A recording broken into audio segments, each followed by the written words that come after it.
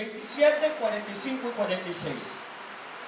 Cuando el amor habla en la serie que estamos hablando y habla acerca de las 7 palabras de Jesús en la cruz del Calvario. En las últimas semanas hemos estado hablando de las últimas palabras que fueron pronunciadas desde la cruz. 7 palabras diferentes que Jesús dijo en la cruz del Calvario. Jesús estuvo en la cruz del Calvario, Mateo 27, 45 al 46. Estamos en la crucifixión. Tiene que ser al final de Mateo. Melissa, ya no aparecieron los anteojos. Buscando un rótulo de se vende, ahí estaban atrás del carro. He sufrido porque los había dejado perdidos. De todos lados los dejo perdidos. ¿Saben? Jesús estuvo en la cruz del Calvario 6 horas. Él es crucificado a las 9 de la mañana, a las 3 de la tarde Jesús muere. Ya a las 3 de la tarde Jesús había muerto. Y durante esas 6 horas, en la cruz del Calvario, Jesús hizo 7 declaraciones. Mateo 27, 45 y 46 dice: al mediodía la tierra se llenó de oscuridad hasta las 3 de la tarde. A eso de las 3 de la tarde, Jesús clamó en voz fuerte. Estoy leyendo el Nuevo Testamento del viviente, el Dios viviente. Elí, Elí, lama sabactani, que significa: Dios mío, ¿por qué me has abandonado? ¿Qué palabras más tremendas son estas? Jesús está en la cruz del Calvario y cerca del mediodía, que es la hora en que más claridad hay, el sol se oscurece. Incluso hasta las 3 de la tarde se pone oscuro todo. Cristo vuelve a ver al Padre, vuelve a ver arriba y dice: Dios mío, ¿por qué me has abandonado? Elí, Elí, lama sabactani. Nada duele más que el abandono. Qué feo es cuando uno lo dejan abandonado, ¿verdad que sí? Y se mueren las ilusiones. Yo sé que algunos de nosotros, de los que estamos aquí, saben de qué es lo que estamos hablando, ¿verdad? El abandono duele mucho, el hacerle pensar a usted que no le importa a nadie, que entonces no valía la pena, que usted no valió. Algunos han sido abandonados por su cónyuge y ha roto el corazón de su vida. Algunos tal vez fueron abandonados por sus padres cuando eran niños. En las últimas 24 horas de la vida de Jesús es abandonado progresivamente por todos. Judas fue el primero que lo abandonó. También fue abandonado por todos sus discípulos. Todos huyeron, con excepción de Juan y de las mujeres, que son bien hombres, que estaban ahí al pie de la cruz, ¿verdad? Porque decía un hermano misionero que cuando Dios tiene un trabajo donde necesita un hombre bien hombre, llama a una mujer, porque esa no le anda con pelos a lo que vinimos y no le antoja con nada. Todos ellos huyeron con excepción de Juan. Ahora, lo dejó Judas. Jesús dijo: todos ustedes me van a separar, me van a dejar abandonado. Y en las últimas 24 horas Jesús sufre un abandono total, excepto de las mujeres y de Juan, el discípulo amado. Y todavía en las últimas horas de vida Jesús clama al Padre y dice: Dios mío, ¿por qué me has abandonado? ¿Qué fue lo que pasó en el momento en que Jesús dice: Elí, Elí, lama sabactani, Dios mío, ¿por qué me has abandonado? ¿Sabe qué fue lo que sucedió en ese momento? Jesús se convirtió en mi sustituto. En ese momento Jesús está en lugar mío en la cruz del Calvario. Él toma el castigo por nuestros pecados. Él tomó el castigo que usted y yo merecíamos por todo lo malo que hicimos y lo que vamos a hacer. Y toma los pecados del mundo, de todo el mundo, sobre sí mismo. ¿Sabe? Jesús cargó con el pecado de todo el mundo. En ese momento en que Él está en la cruz, cargando sobre Él el pecado y el pecado de toda la humanidad, de todos los que habían vivido y los que iban a vivir, es cuando Jesús clama: Dios mío, ¿por qué me has abandonado? Es ahí donde viene la expiación. La expiación es un término que usamos en teología o usamos en la iglesia. ¿Sabe? Tal vez usted haya oído hablar esa palabra expiación. La expiación significa pagar por los daños que yo he hecho. Pagar por algo que yo he hecho o he cometido. Por ejemplo, si usted pega un carro por detrás, usted tiene que expiar, hacer una expiación de lo que usted hizo. Usted tiene que pagar por los daños que usted hizo. ¿Me estoy dando a entender? Tiene que pagar para arreglarlo. Eso es hacer una expiación. Su pago por lastimar a alguien, eso es hacer una expiación. La compensación por un delito, eso es una expiación. Es compensar un pecado o el mal que hemos hecho. 1 Juan 2:2. Es justicia satisfactoria para que lo malo que hacemos no quede impune. Cuando Cristo hace expiación por nuestros pecados, Él paga la deuda que nosotros teníamos. Había una deuda por el pecado. La paga del pecado es muerte y Jesús la paga. Esa es la expiación que Dios está haciendo. Jesús paga por lo que yo debía, porque había una deuda y la deuda había que pagarla. 1 Juan capítulo 2 verso 2 dice: Él, Cristo, es el sacrificio por el perdón de nuestros pecados, y no solo por los nuestros, sino por los de todo el mundo. Nueva versión internacional. Él es el sacrificio por el perdón de nuestros pecados, y no solo por los nuestros, sino por los de todo el mundo. ¿Cómo sucede esto? 2 Corintios 5:21. ¿Cómo sucede este sacrificio que Cristo tiene que pagar por el perdón de nuestros pecados? Yo quiero que usted me siga el himno. Esta es una palabra hermosa. Es una palabra que llega a mi corazón, ha llegado a mi corazón, y yo sé que Dios tiene en el transcurso de ella una bendición para su vida. 2 Corintios 5:21. ¿Cómo sucede este pago? Dios hizo que Cristo, quien nunca pecó, fuera la ofrenda por nuestro pecado, para que nosotros pudiéramos estar en una relación correcta con Dios por medio de Cristo. Antes los judíos llegaban y sacrificaban un cordero para pagar sus pecados.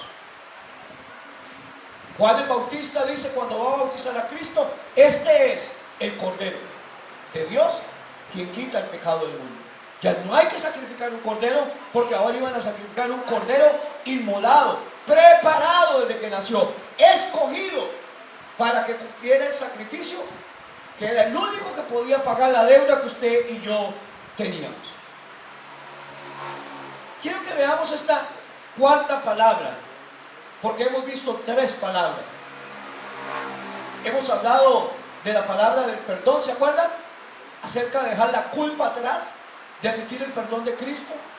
Hemos hablado acerca de la seguridad, cuando Cristo le dice, el ladrón de la cruz le dice: acuérdate de mí cuando estés en tu reino. Y Cristo dice: desde hoy estarás conmigo en el paraíso. Eso es una seguridad.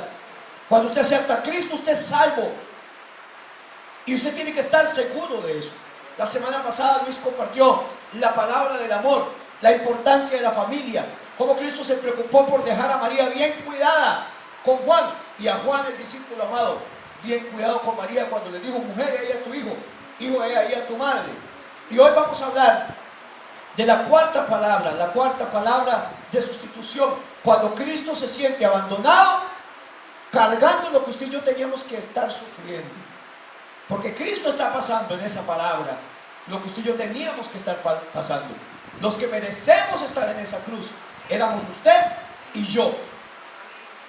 Ahora, ¿qué nos enseña esa palabra y cuál debería ser mi respuesta ante esa palabra? Son las dos cosas que vamos a ver hoy. Primero, ¿qué nos enseña esa palabra? Con 3 puntos importantes.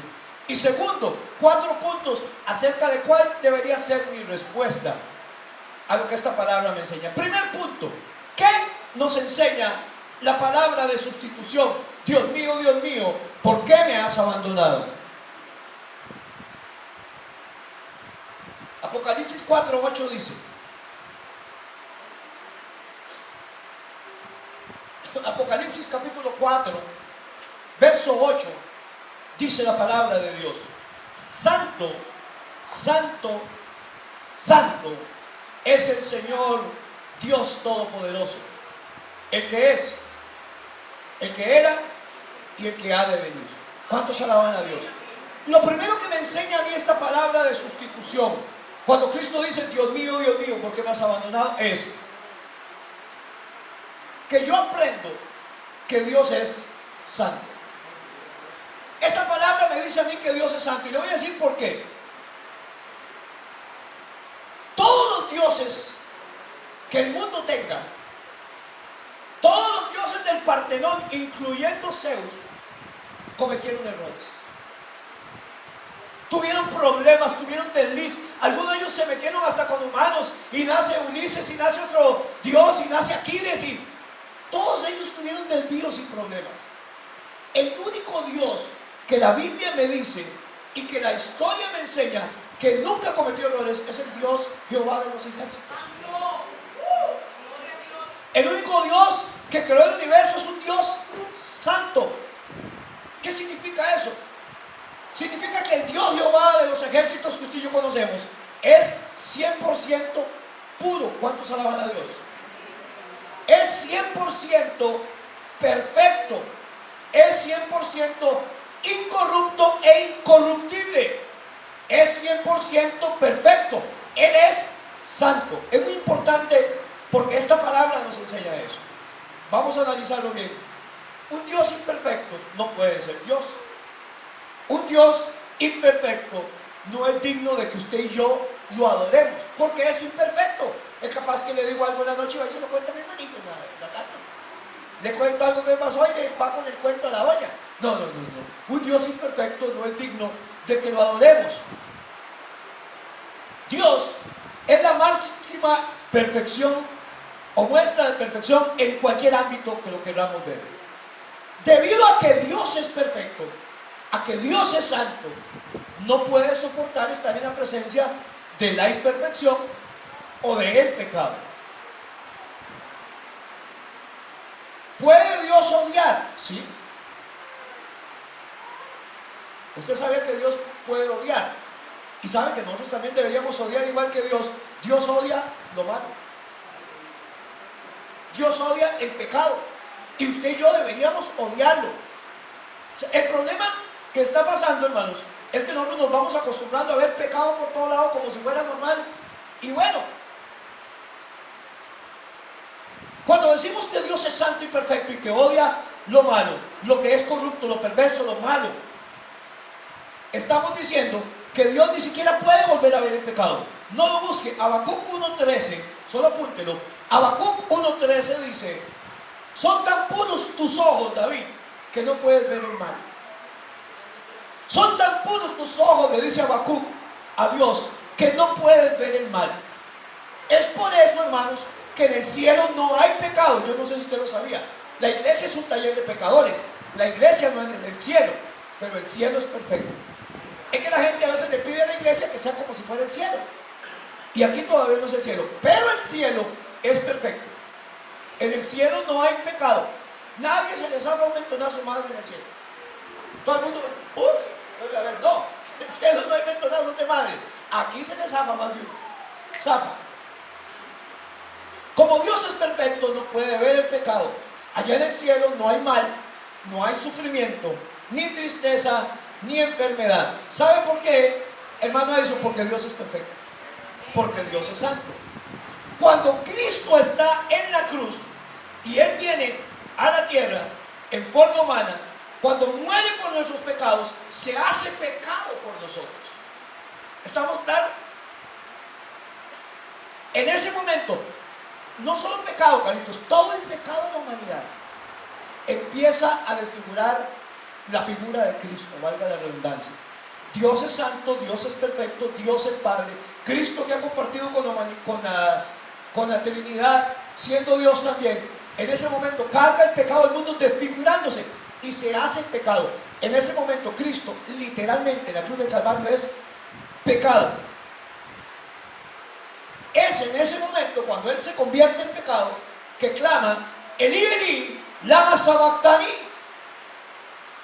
Y vean qué importante, Cristo le dice Padre. Todavía en la cruz, no le dice Padre, en la cruz 2 veces le llama Padre. Cristo le llamaba Padre, pero ahora le dice Dios. Cristo se siente alejado en aquel momento de Dios, Tanto que en vez de llamarle Padre, le está llamando solamente Dios. Como cuando doña Florinda le dice Federico a Kiko. Y le dice, solo me dice Federico cuando está enojada conmigo. ¿Se acuerdan? Algunos de nosotros, cuando mamá se enoja, nos dice otro nombre. O la doña. Me dice Diego Campollón, como David, pero solo cuando está brava. Cristo le dice, Padre, ¿por qué? Dios mío, ¿por qué me has abandonado? Siempre en las Escrituras le llamó Padre, incluso en la cruz 2 veces. En ese momento, cuando Dios, dicen los teólogos, tuvo que volver su mirada y dejar de ver a Cristo, porque Dios no puede ver lo malo, ni puede ver el pecado. Y en ese momento Cristo se hizo pecado por la humanidad. Cuando el Padre vuelve su rostro por el pecado que estaba cargando Cristo, no solo cargándolo, haciéndose pecado a sí mismo, Él clama, Dios mío, ¿por qué me has abandonado? ¿Sabe qué había sucedido? La relación se había roto en ese momento. ¿Estamos aquí? Este es Jesús, parte de la Trinidad, Dios mismo, quien por toda la eternidad ha estado en perfecta armonía con Dios. Nunca ha sabido lo que significaba estar separado de Dios, porque el Padre y Él uno solo son. Y en ese momento, ¡pum!, por la misión que vino a cumplir, por cargar el pecado del mundo, se separa de Dios. Ya no es más parte de eso. En ese momento es cuando Él clama, ¿por qué me has abandonado? En otras palabras, la respuesta también la clama, porque tú eres santo. La gente tiene que tener esto presente, porque si lo tuviéramos presente cuando pecamos,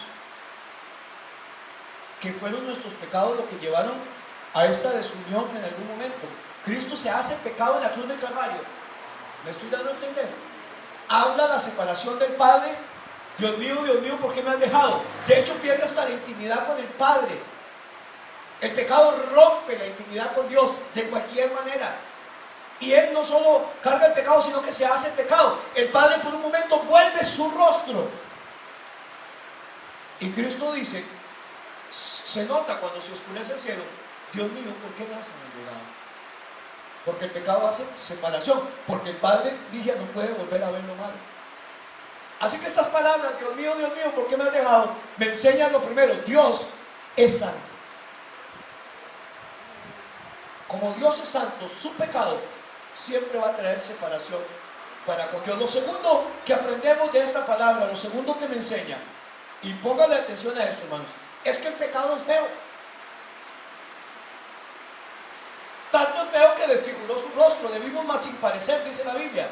Y sabe, nosotros realmente no pensamos que el pecado es feo. Hay gente que más bien cree que el pecado es genial en la sociedad actual. ¿Por qué prohibieron los anuncios explícitos de venta de cigarros? Porque la gente pasaba fumando y se veía tan contenta fumando con el anuncio de Marlboro. Llegaban de montar caballos, se bajaban una taza de café y Marlboro Lights, dijo mi madre, Lights. Y las canciones, ¿sí o no, que eran de los anuncios más lindos, los de cigarros? Y los anuncios de Derby. Y decían, Derby es el gran compañero. El mejor compañero era Derby. Y se veía tan... Pero presentaban en los anuncios lo que ahora obligan a poner las cajetillas de cigarro: pulmones destrozados por cáncer. Lo que ahora presenta la caja del seguro: un niño con 13 años de fumar, una niña de 35 semanas en el vientre de su madre y ya es fumadora. Presentaban eso, nos presentaban el pecado y lo dañino como lindo, como genial. La mayor parte de las comedias de hoy hablan de sexo, de guaro, de homosexualismo, de todo, y lo presentan como genial, pero no presentan las destrucciones. James Bond en una película se acuesta como con 12 mujeres. Presentan la desunión que hay en las familias. Presentan ahí el riesgo de tener sexo sin tener cuidado. Presentan de la promiscuidad. No, solo quedó genial ser un galanazo.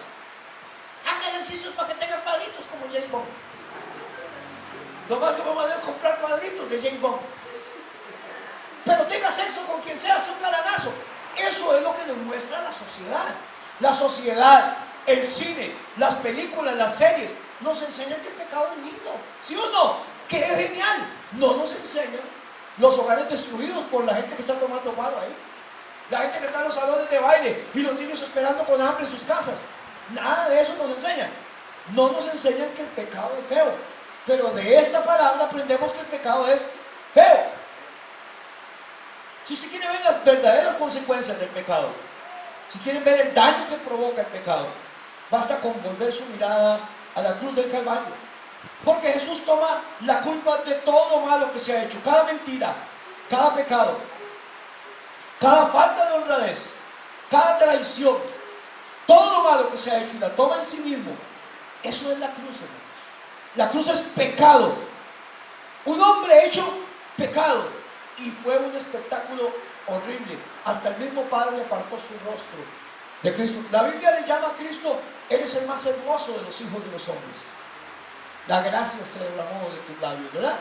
Sin embargo, acerca de la cruz del Calvario, hermana dice: le vimos, mas sin parecer. Horrible le vimos. Ya que el más hermoso de los hijos de los hombres ahora no tenía ninguna belleza en sí mismo. La cruz muestra, y póngame atención a esto, acerca del pecado feo, muestra tres de los efectos, no son en total dañinos del pecado.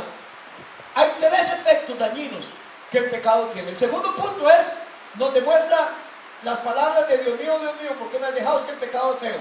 El pecado tiene tres efectos dañinos. El primer efecto dañino del pecado es que me aleja. El pecado nos aleja de Dios, nos aleja de la gente. Isaías 59:2.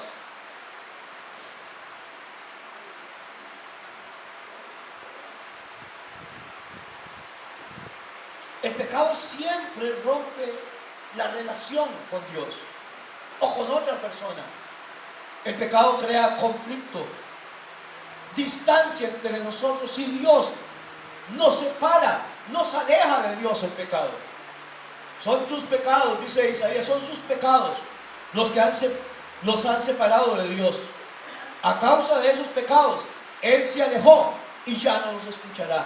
El pecado aleja al hombre de Dios. Cuando Cristo está en la cruz, se aleja de Dios a causa de convertirse en pecado. ¿Alguna vez usted ha sentido que está orando y sus oraciones no pasan del cielo raso? Que está orando por cumplir y que del techo no pasa, que tienen como una pared ahí, como una capa, que solo están rebotando, hermanos. Es porque probablemente en muchas de esas ocasiones estamos separados de Dios. Tenemos un pecado sin reconocer. Tenemos un pecado sin confesar. Hay que confesar nuestros pecados delante de Dios. El pecado aleja. El pecado es feo y tiene sus efectos. Uno de ellos es que me aleja de Dios. El segundo efecto que tiene el pecado es que el pecado abruma, presiona. Siempre que rompo las leyes de Dios. Salmo 38:4. Siempre que rompo las leyes de Dios y siempre que hago lo que quiero hacer, estoy actuando en lugar de Dios.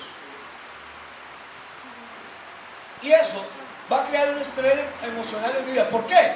Porque cuando yo soy un hijo de Dios, ya no vivo yo, vive Cristo en mí. Y debo hacer no lo que yo quiero, lo que me estoy quemando, lo que estoy siendo tentado, sino lo que Dios quiere que haga. El pecado causa preocupación. Hay preocupación en la gente que es causada por el pecado. Significa que no estamos confiando en Dios. Causa miedo, duda, amargura, culpa, resentimiento, vergüenza, soledad, inseguridad, baja autoestima. Todas estas cosas las causa el pecado. Ahora, y esos no son los problemas verdaderos que estamos viviendo. Esos son los síntomas del pecado.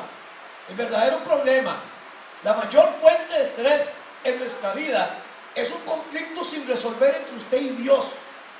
Ese es el verdadero problema. Los síntomas son amargura, estrés, depresión, preocupación por estar viviendo en pecado. El Salmo 38:4 dice: mis maldades me abruman, son una carga demasiado pesada. David dice: mis maldades me abruman, me presionan, es una carga que no puedo soportar, es demasiado pesado. Cuando estamos llenos de culpa en nuestra vida y que ni siquiera pensamos en esa culpa, es como si estuviéramos cargando una bolsa de carne y de desperdicios hediondos en nuestra espalda, que chorree caldo.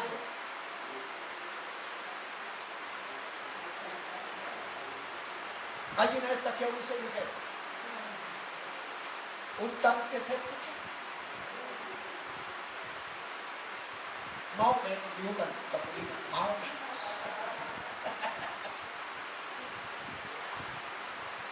Usted carga con ese peso hediondo y pesado innecesariamente, porque es un peso que Dios nunca quiso que cargáramos.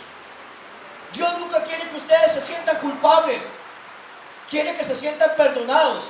Pero mientras usted y yo hagamos lo que queremos y le hagamos caso omiso a Dios, estarán cargando esa bolsa hedionda, lo cual no es correcto. Vuélvame a ver un tirito. Cierre sus ojos un momentito. Piense en lo peor que usted ha hecho en la vida. Piense en lo que más lo señala a usted en la vida. Piénselo en este momento, piénselo. Abra sus ojos. De eso también Dios ya le perdonó. De eso también Dios lo perdonó. Si usted lo carga, está cargando una bolsa de onda que Dios no quiere que usted cargue, porque Él ya la llevó en el cruz del Calvario. ¿Cuántos alaban a Dios? Amén, hermanos. El tercer efecto del pecado, hermanos, es que el pecado me condena, no solo me aleja, sino que también me abruma y también me condena, me señala. Salmo 7:11 dice: Dios es un juez justo que condena la maldad. Salmos capítulo 7, verso 11.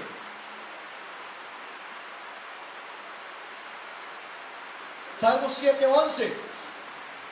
Dios es un juez justo y condena la maldad. El pecado condena. Dice que Dios es un juez justo. ¿Qué significa justo? Justo significa que Dios siempre tiene la razón. ¿Cuántos lo sabían? Dios es más carga que mi mamá. Siempre tiene la razón. Eso es lo que justo significa. Yo no soy un juez justo. Yo juzgo mal a las personas. Todo el tiempo la juzgo mal.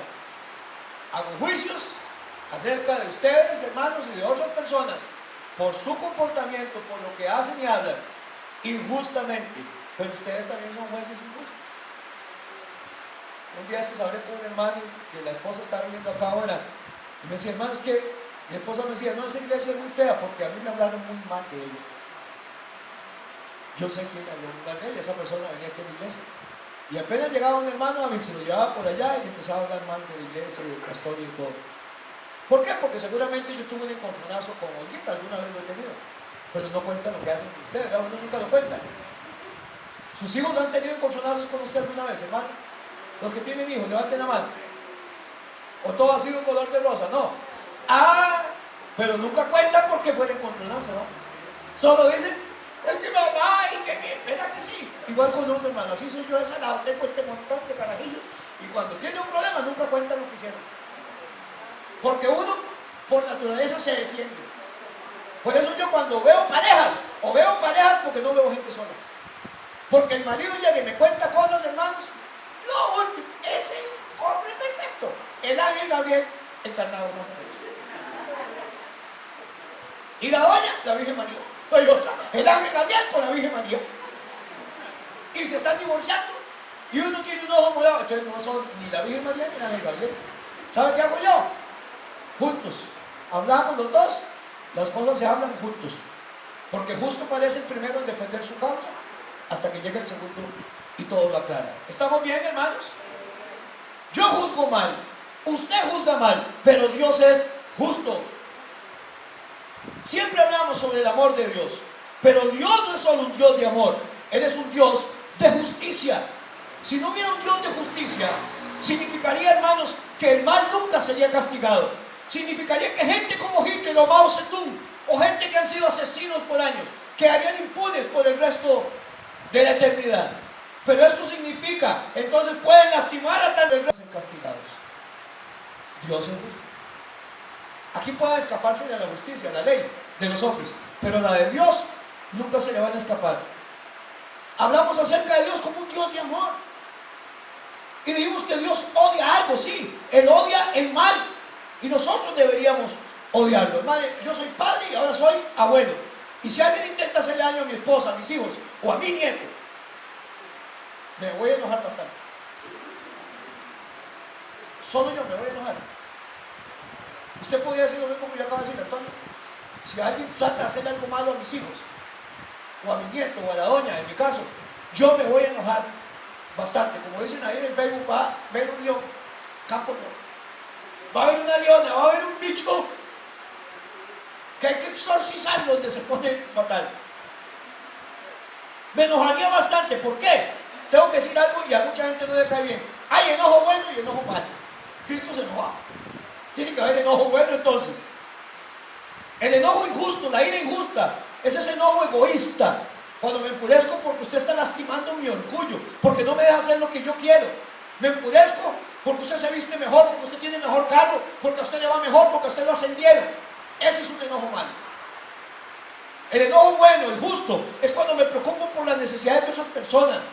Cuando me enojo porque una persona es tratada injustamente por algo que sucede. Si usted no se enoja por el mal, significa que usted es bastante apático. Nadie lo mueve, no tiene sentimientos, hermano. Cuando alguna persona recibe algo injusto, cuando a la gente le hacen mal, porque la vida es injusta, ¿cierto o no, hermanos? Yo tengo que enojarme. Y ese enojo es motivado por el amor. Un enojo justo. ¿Me estoy dando a entender? Hay enojo justo y enojo injusto. Romanos 6:23, no lo busque, apréndaselo como Romanos 8:28. La paga del pecado es muerte, pero la dádiva de Dios es vida eterna en Cristo Jesús, Señor nuestro. La paga del pecado es muerte, pero la dádiva de Dios es vida eterna en Cristo Jesús, Señor nuestro. Hemos dicho que la paga es algo que ganamos. Un regalo es algo que yo no he ganado, que me dan. Esa es la dádiva. El regalo de Dios es la dádiva de Dios. Yo me he ganado la muerte. ¿Cuántos dicen no? Y debería ser castigado por mis pecados. Ustedes deberían ser castigados por sus pecados. Yo debería ser castigado por mis pecados. Y alguien va a ser castigado por esos pecados. Ya sea ustedes o alguien más. Y Jesús dice, yo soy voluntario. Yo pagaré las culpas de los pecados que a ustedes les toca pagar. Y esas son buenas noticias. Ese es un regalo. Si a usted lo llama el jefe, dijimos la semana antepasada, y le dice, le tengo un regalazo, y llega con el aguinaldo y se lo da, y usted dice, pues ¿cuál es el regalo? Esto es lo que a mí me toca. Eso no es un regalo, eso yo me lo gané. ¿Me estoy dando a entender? Esa es paga. Ahora, si además de eso me da un intensivo, como dijo un compañero mío, me da un intensivo, me da un sobre aparte y dice, tome, le voy a dar un regalo, tome 100,000 conocidos más, además del aguinaldo y el sueldo. Eso es un regalo, yo no me lo he ganado. Un regalo es algo que usted no se ha ganado. Paga es algo que le dan por lo que usted ha hecho, por lo que usted se ha ganado. Permítame ser muy claro aquí con todos y conmigo mismo como pastor, hermano. Todos tenemos problemas en la vida. Su mayor problema no es el problema que usted está pensando, no es la crisis financiera, no es que me quedé sin trabajo, no es que no tengo plata, no es que tengo una crisis de salud, no es que tengo problemas económicos. Todos esos son problemas y son problemas legítimos, pero esos no son el mayor problema que tenemos. Su mayor problema y mi mayor problema es estar en guerra con Dios. Es estar en enemistad con Dios. Eso crea tensión, separación y condena su vida. Puede ser que usted me diga, pastor o Diego, yo no estoy en guerra con Dios. Sí, lo estamos. Todo el tiempo, todos los días tomamos decisiones acerca de quién va a gobernar mi vida. Si voy a hacer lo que Dios dice o voy a hacer lo que a mí me da la gana. Si hago lo que la palabra de Dios dice o hago lo que yo quiero hacer porque me gusta, decía Sansón. Cuando yo decido que yo sé que Dios quiere que haga algo, pero yo voy a hacer lo que quiero, entonces estoy diciendo, Señor, estamos en un conflicto. Cuando yo hago lo que Dios dice, estoy en paz con Dios. estoy en armonía con Dios. ¿Se acuerdan lo que vimos hace 2 semanas? Pienso igual a Dios. La cruz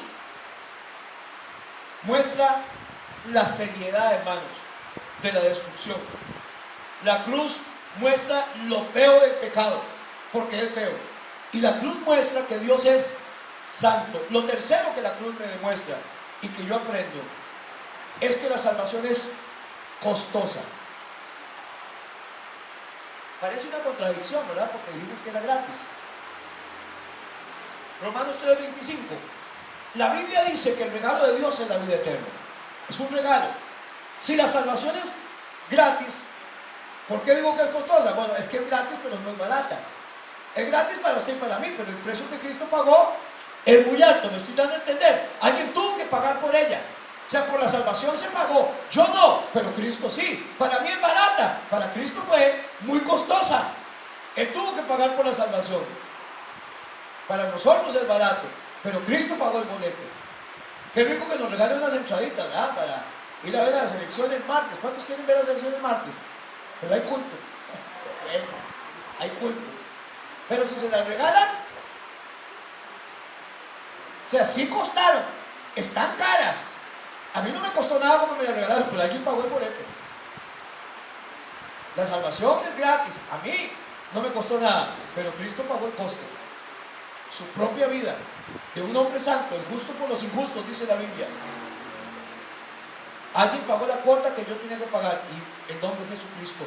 Romanos 3:25. Dios ofreció a Jesús como el sacrificio por el pecado. Las personas son declaradas justas a los ojos de Dios cuando creen que Jesús sacrificó su vida cuando derramó su sangre. Va de nuevo.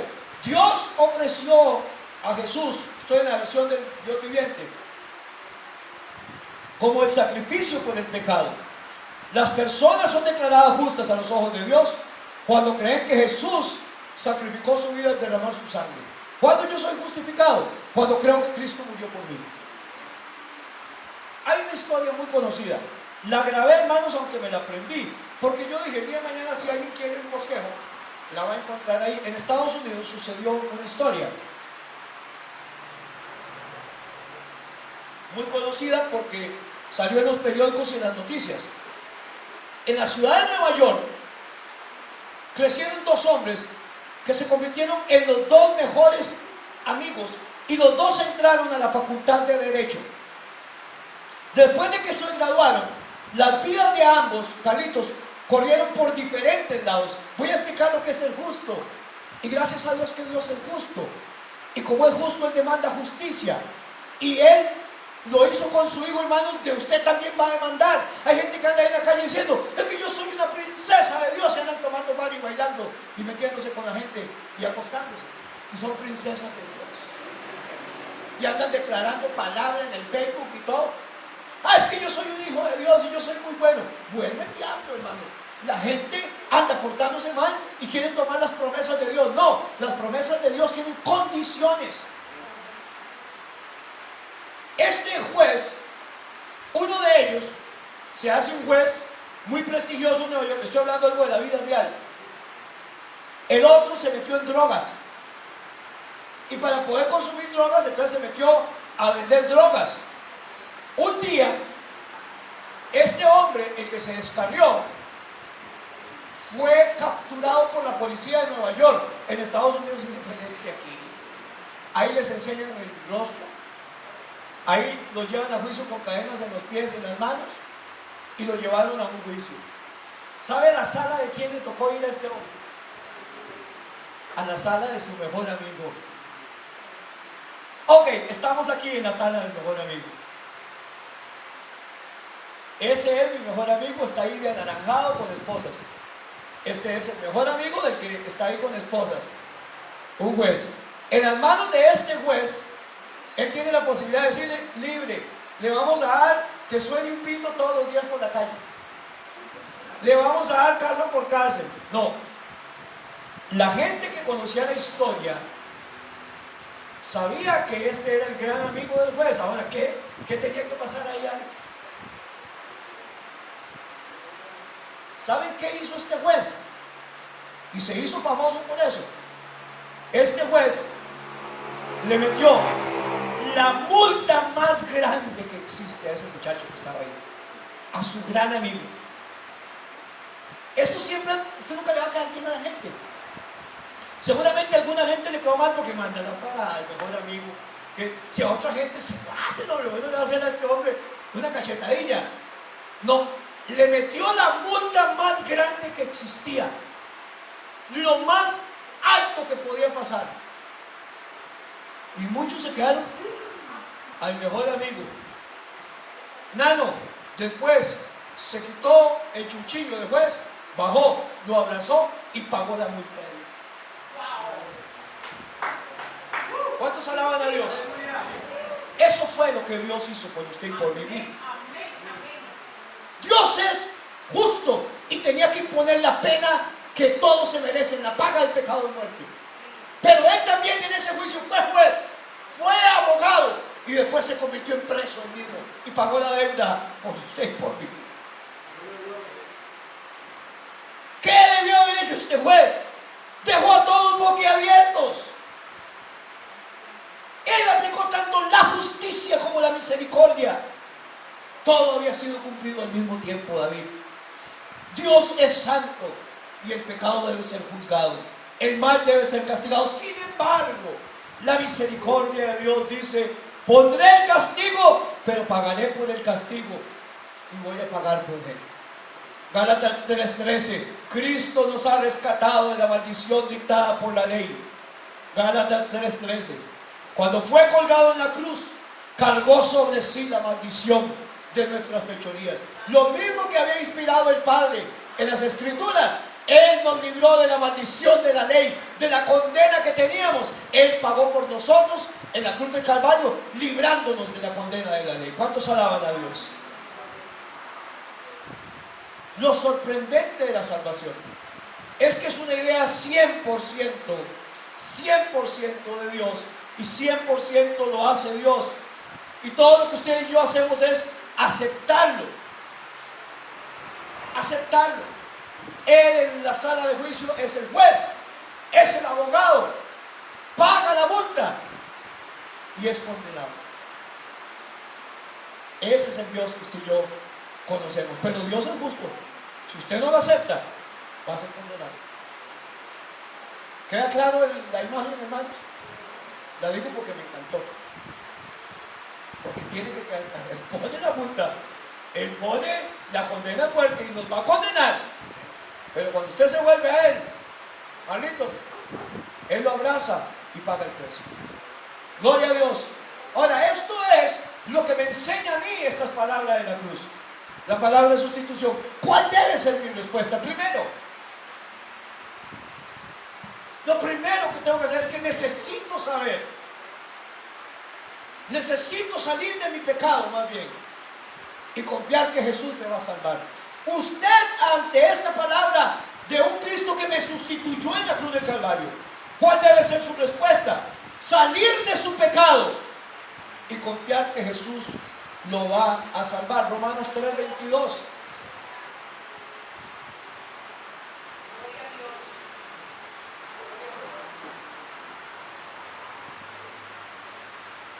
Necesito saber, salir de mi pecado, necesito salir de mi pecado y confiar en que Jesús me va a salvar. Dios nos hace justos a sus ojos cuando ponemos nuestra fe en Jesucristo. Y eso es verdad para todo el que cree, sea quien fuere, sea quien fuere. Aquí no creemos en esa ley de la determinación o que el calvinismo habla acerca de la predestinación, que ya están quienes van a ser salvos, quienes condenados, y listo, no hay nada que hacer para más de uno, ya están fritos. Y hay otros que por más malos que sean, no van a poder hacer nada porque están fritos también, nacieron con una marca de condenados. No creemos en la predestinación. Todos los hombres fueron destinados, predestinados para ser salvos. Todos los hombres. Pero no dicen no queriendo que ninguno perezca, sino que todos procedan al arrepentimiento. Juan dice: para que todo aquel que en Él cree no se pierda. Todo el que en Él cree no se pierda. Todo el que nació de mujer no se pierda, mas tenga la vida eterna. En las mentes tenemos algunos pequeños secretos. Como dijimos antes, piense en su peor secreto y después piense, ya Cristo pagó por él también. Deje de estarse clavando en la cruz, hermano y hermana, porque Cristo fue clavado por usted. Él fue colgado por sus culpas y por mis culpas. Y si confiamos en Él, Él va a llevar nuestros pecados y nunca se acordará más de ellos. Hebreos 10:26. Hebreos capítulo 10, verso 26. Necesito salir de mi pecado y confiar que Jesús me va a salvar. Hebreos 10:26. Si después de recibir el conocimiento de la verdad, pecamos obstinadamente, ya no hay más sacrificio por los pecados. Significa, hermanos, que si yo rechazo a Jesucristo en la cruz por mí, no hay otra alternativa, ya no existen alternativas. Si rechazo lo que Dios hizo como jurado, como juez, como abogado defensor y pagó la fianza, no hay otra manera de ser salvados. Ya no hay nada más que se pueda hacer, Marcos.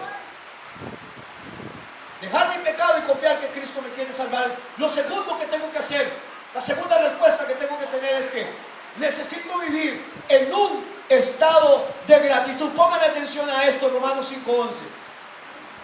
¿Qué tengo que hacer al respecto? Necesito vivir eternamente agradecido con Dios. Hacer las cosas por gratitud, no hacer las cosas malas por gratitud. Necesito vivir en un estado de gratitud.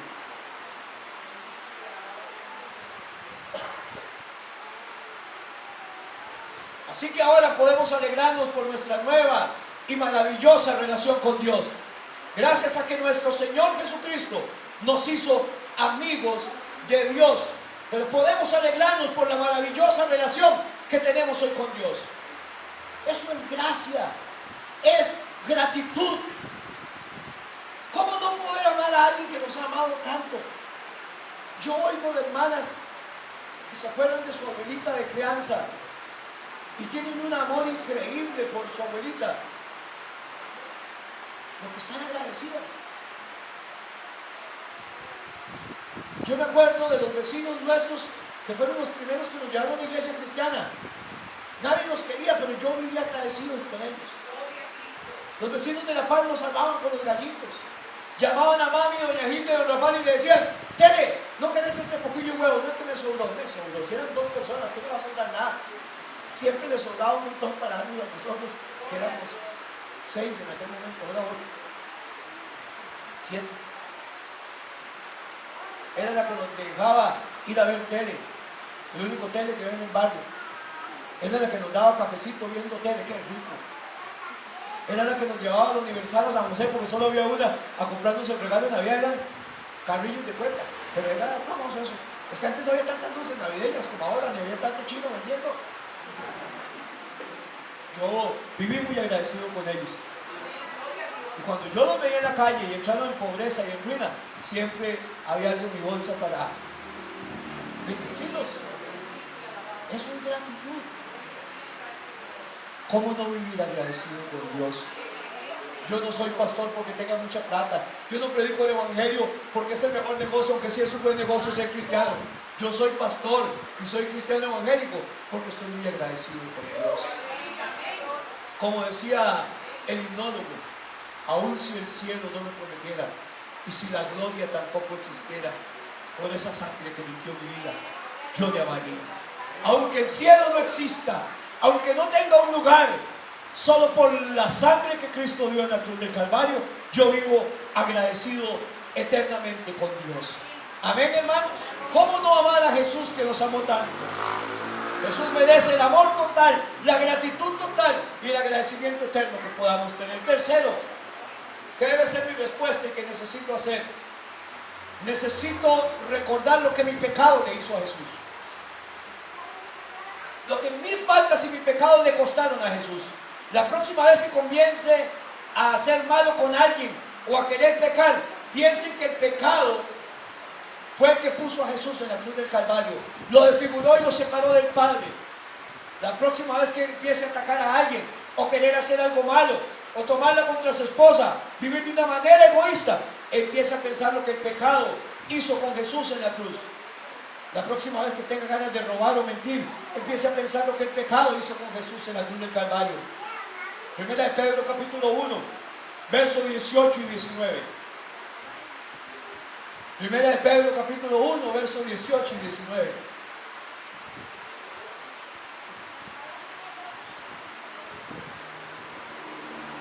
Gloria al Señor. Ustedes fueron rescatados de la vida absurda que heredaron de sus antepasados, y el precio de su rescate no se pagó con cosas perecederas como el oro o la plata, sino con la preciosa sangre de Cristo, como de un cordero sin mancha y sin defecto. Con eso fuimos comprados. Y lo último, necesito decirle a los demás, compartir con nosotros las buenas nuevas del Evangelio. Y esta es la mejor noticia en el mundo. Y tengo que decirle a los demás las buenas noticias. La mejor noticia que el mundo existe, hermano Carlitos, es que Cristo murió por nuestros pecados. Que usted no tiene que vivir con la culpa y que usted puede ser salvo hoy mismo, inmediatamente, como hemos estado predicando. ¿Se imagina mantener esto en secreto, hermana Anguita? Que todos nuestros pecados son perdonados, que Jesús ya pagó por ellos, que Jesús ya pagó por los abortos que sufrió usted hace años, por los asesinatos que usted hizo, que Jesús ya pagó por cualquier persona aquí en el mundo. Eso es algo que no podemos callarnos. No puedo vivir con una conciencia culpable cuando callo lo que Jesús ha hecho por la humanidad. ¿Se imagina saber nosotros la cura del cáncer y que nuestros vecinos estén muriendo de cáncer y no decirlo? Eso sí es su cargo de conciencia. Nosotros conocemos al que quita el pecado del mundo, al que quita la culpa. Conocemos dónde se puede vivir en abundancia, quién sana, quién salva y quién nos hace vivir como personas. Y no se va a acordar más de nuestros pecados. Amén. Segunda de Pedro 3:9. Dios tiene paciencia con ustedes, porque no quiere que ninguno perezca, sino que todos se arrepientan. Segunda de Pedro, capítulo 3, verso 9. Dios tiene paciencia para con nosotros, no queriendo que ninguno perezca, sino que todos procedan al arrepentimiento. La iglesia tiene que crecer, hermanos. Tiene que crecer con gente nueva que se le predique el Evangelio. Si la iglesia no predica y no crece, le está diciendo a los demás, váyase al infierno, a mí no me importa lo que usted haga. La iglesia tiene que crecer porque tiene que predicar el Evangelio, insistir, insistir, insistir. Y algún día, porque la gente tiene que entender que el crecimiento lo da Dios, que a nosotros nos toca sembrar la semilla nada más. Y el crecimiento lo da Dios. ¿Cuántos alaban a Dios?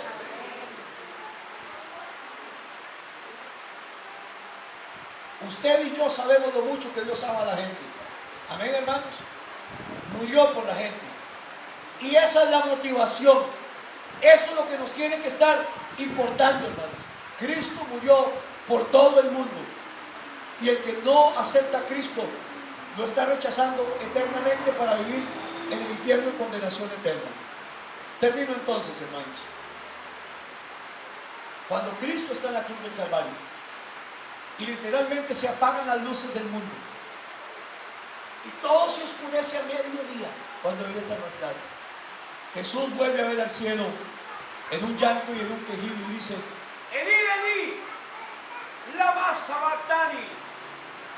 Dios mío, ¿por qué me has abandonado? Era el precio que Él tenía que pagar. El último que le iba a abandonar era el Padre, porque el pecado separa a cualquiera de Dios. Y cuando Cristo está cargando el pecado, cuando Cristo está siendo el sustituto de nosotros, hermanos, el Padre vuelve su rostro, porque no puede ver hecho pecado al que no cometió pecado.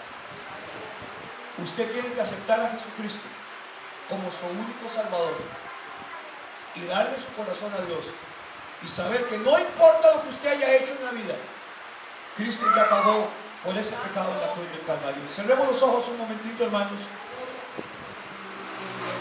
y digámosle toda la siguiente oración: Señor Jesús, te necesito que me perdones por todo lo malo que he hecho, por mi pecado, Señor, porque te he ofendido, porque he hecho lo malo, porque no he querido comportarme como tú quieres, Señor, que viva bien portado, Señor. Perdóname, dígaselo. Importante es expréselo con su boca. Perdóname, Señor. Me arrepiento y te necesito. En el nombre de Jesús. Amén y amén. ¿Cuántos pueden dar un aplauso al Señor?